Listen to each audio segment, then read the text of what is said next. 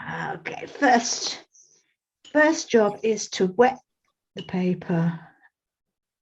Not soaking wet as we normally do, but a little bit just to help it glide around. And I'm going over everything.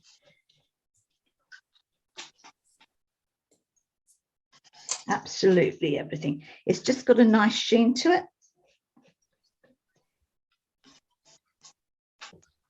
And I'm going to change brush to that size. And I didn't tape my paper down, so we've got it buckled. And start with the raw sienna in this case. I want a fairly watery mix of it. And I'm going to run a line above the horizon and just below it, just like that. And then very quickly, I'm going to go into a bit of the orange, same watery mix, and just go above that raw sienna. Mix the two, where the two meet, just run your brush along, and then it will start falling into each other. And the same in the sea. This has to be done quickly, this, because it needs to move. Already that's drying.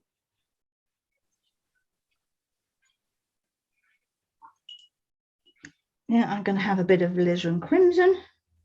Oh, I thought that was alizarin crimson. What's that? Oh, no, that was orange. Oh, well, right. We don't say.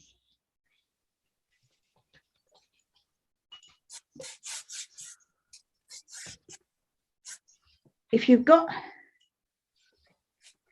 a spray, you can use it, not too much, but just to make it move. And a bit of alizarin crimson down the bottom.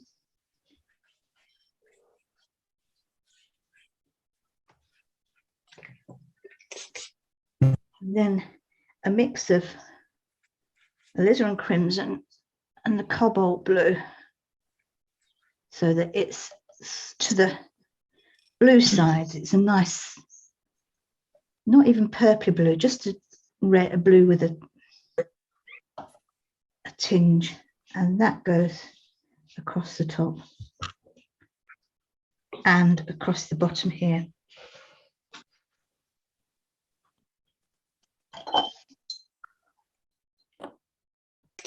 Now I've got here my alizarin crimson's a bit wishy-washy, so I'm just going to put an extra bit in.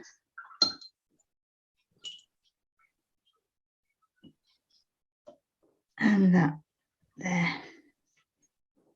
I'm just slightly brushing the edges of the alizarin crimson so that the orange goes in.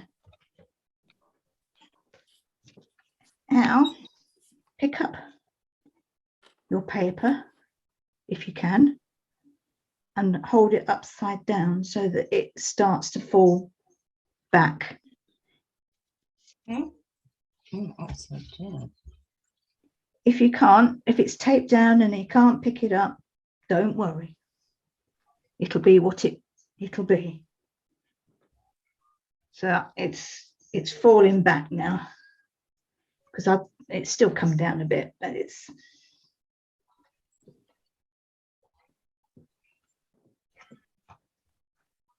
right. So that's and then do it back the other way, the right way up.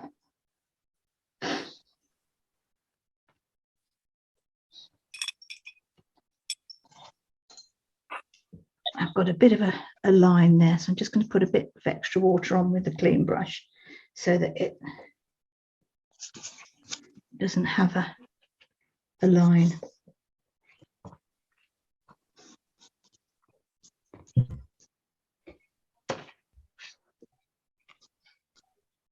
And some clean water there, not too much. I've just got that. It's too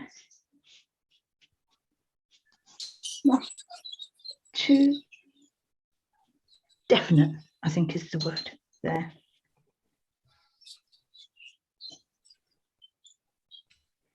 And that is it. We let this dry. Oh no, we don't. Silly girl. So back to the colour of the blue and the alizarin crimson made, which is a mauvey blue.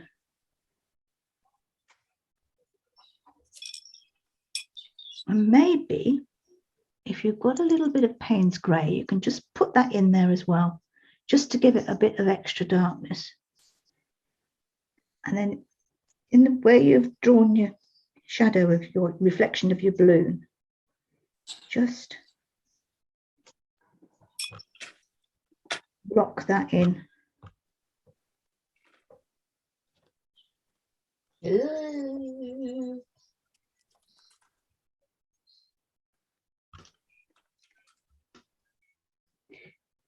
Then with a damp rigger, just pull it out from side to side, random.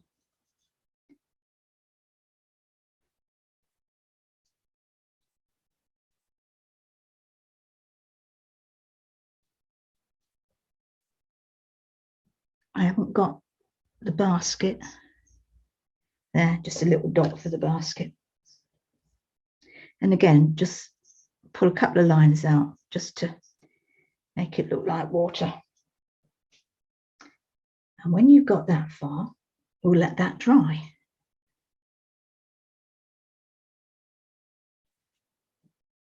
Actually, we won't. We will be brave and we'll put this bit of land in here. Hopefully, I've got a very wet bit just there, so I'm going to be very careful putting my dark in there. But here, so I'm using the same colour as I did for the balloon reflection. And just pulling in a bit of land there. And it wants to go underneath the horizon a bit because there's be some reflection of the land. It's just a bit blocked in there. I can still see my horizon line. And here, although we could leave that until afterwards, I'm just blocking it in with some colour, using the brush on the side so that it's the same mix of cobalt blue.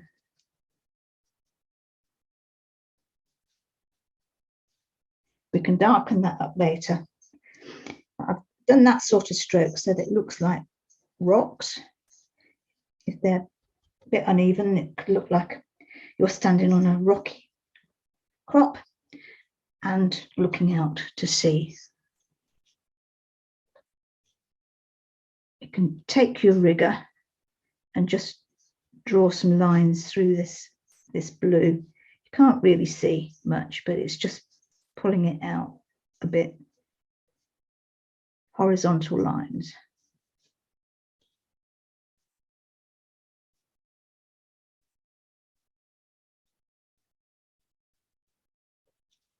Just to soften it in and make it look a bit like water. I shall go in later afterwards when it's dry and do the hard lines up there to make it, to finish it off. And I've got a couple of rocks here. I thought it looked like the needles actually, but they're not big enough. But it's best probably to leave those until it's completely dry. So we'll now let this dry.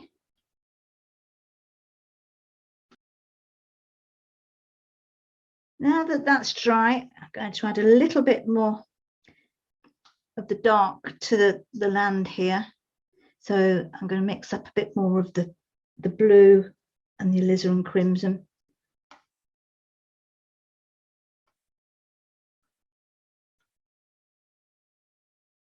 And not put it in my coffee, obviously.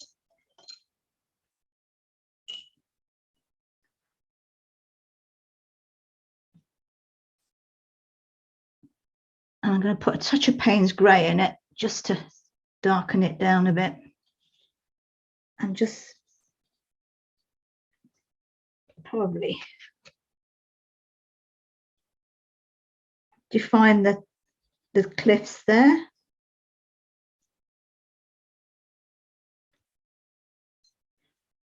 Only darken above the horizon, that horizon line. Leave the reflection as it is, because that's nice and soft.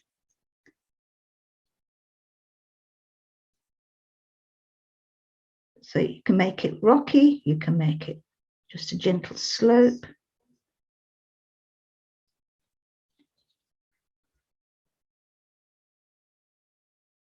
I'm going to make that a bit bigger there, that more jagged there.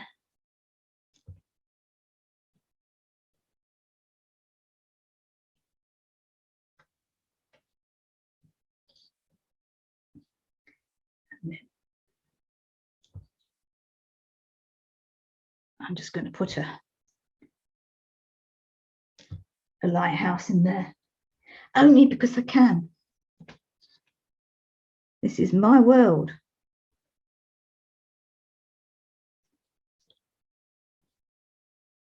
My sun is coming from, or the light is coming from the right here.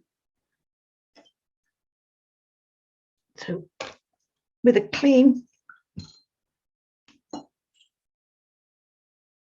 round mop, and it's only damp, I'm just going to just lift a little bit there where the light would hit, and a bit there. It's just lifting it out. I'm not taking all the colour out, just lightening it where there'd be some light.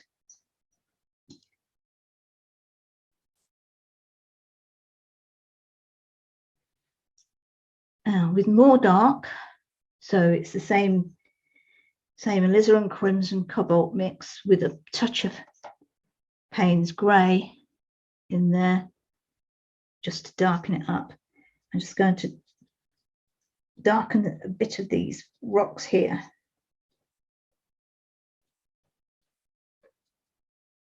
I'm using the side of my brush and pushing down the heel here, pushing down on it.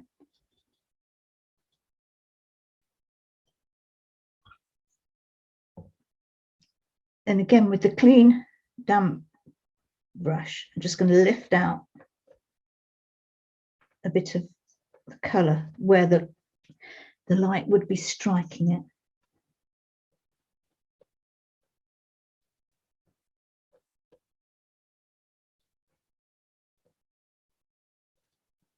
That's it. And I just finish it off down the bottom here with some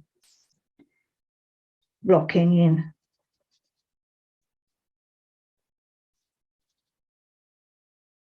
And at this end here.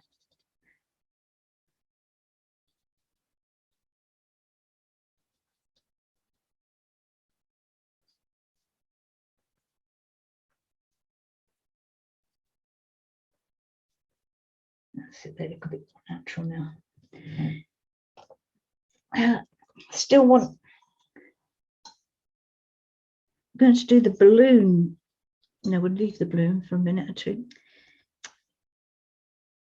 We want some white acrylic or white gouache, or I've got this Dr. P.H. Martin's bleed proof white in this little pot, which is brilliant. I love it. I wish he did bleed proof yellow and whatever. that I put my brush in a bit of water. This is the rigger, and I'm just going to draw a very thin line, or paint a very thin line at that water line there.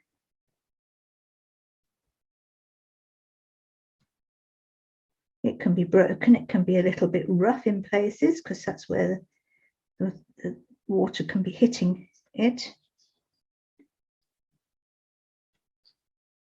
And pull it out slightly.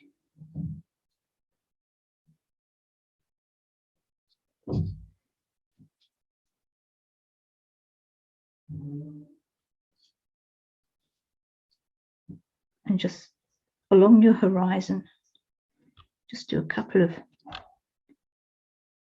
short white horizontal strokes, just to, I've sort of made my white line here a bit broken and a bit jagged, some sticking up, because it's got rocks around there, and that's where the water is hitting. That's that for the white at the time being. So I need a clean my brush, and I'm just going to put in a few watermarks. This is using the same color as I'm going to use for the balloon, just there, and then I'm going to put some through these reflections here. Short strokes, very thin, and just extend it out slightly into the sea area there, so that it looks dark on the horizon, just there, but leave that bit there. I've got a pencil line which will rub out easily, one hopes.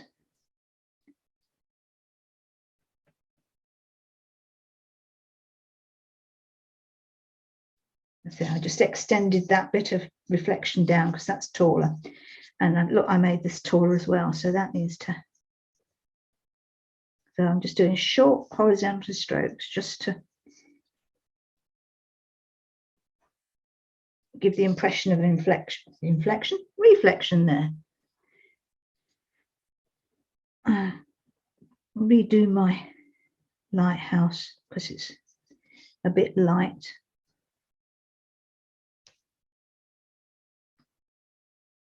And where I've lightened some rocks, I'm just darkening the other side of them, just slightly. So some are most definitely in shadow. That's all in shadow there.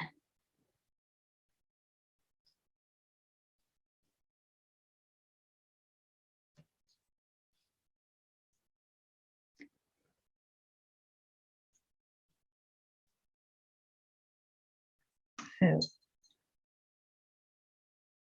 and I'm going to mix up some more of the blue and the alizarin crimson.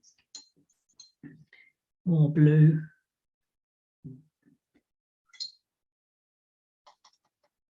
More blue. More blue.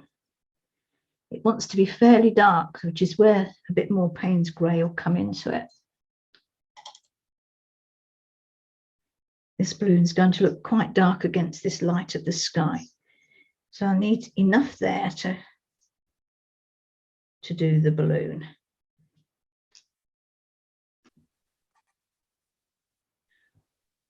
Right, so I have mixed up the dark of the balloon with my small brush so that I don't get too heavy-handed. I am blocking in the color. I've done at the top the ribs of the balloon, so it's a wavy line. I want to make sure that that's reflected in what I'm doing.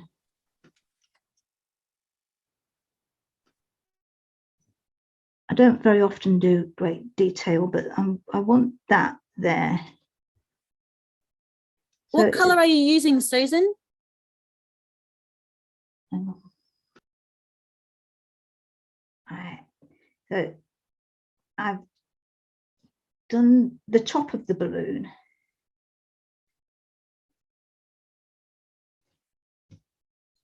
With my rigger, and now I'm just going to, with a wet brush, just bring it down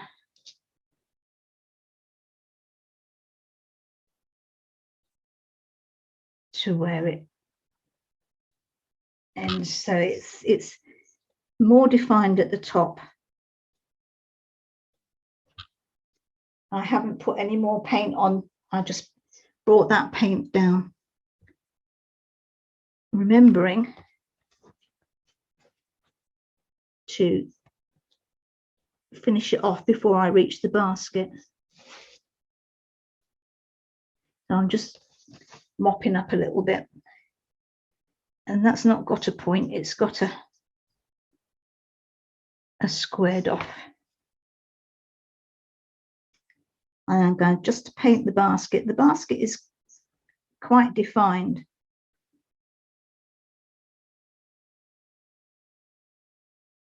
So just using the small brush.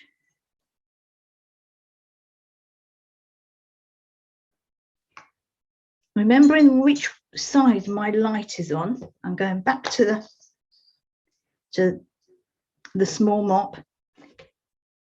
And I'm just pulling a bit of paint off that side, because that's where my light is. And the same with the basket. Just made that into a bit of a point, just pulled off a bit of paint on the right hand side of it, so that that's because this is where my light is, over here. Then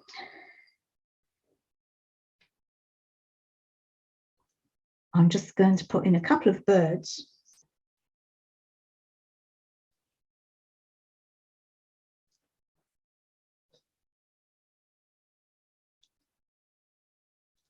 I want to bring the viewer's eye from this side over to this side. So I'll start in the bird, I'll start a bird over here. It goes up to the balloon, and then it can come back down up here, and I'll put a bird on there. So we can go round in a circle.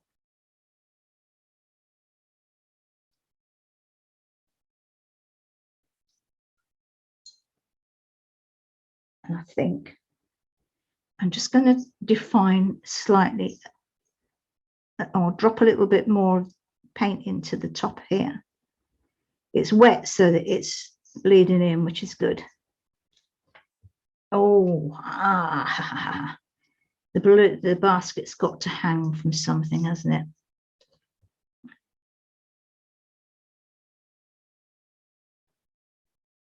So you could always just do a little head and a little chap in there. Perhaps he's got a mate, a little head and a triangle.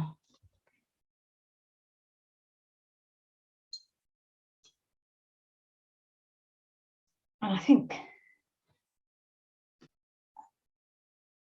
oh,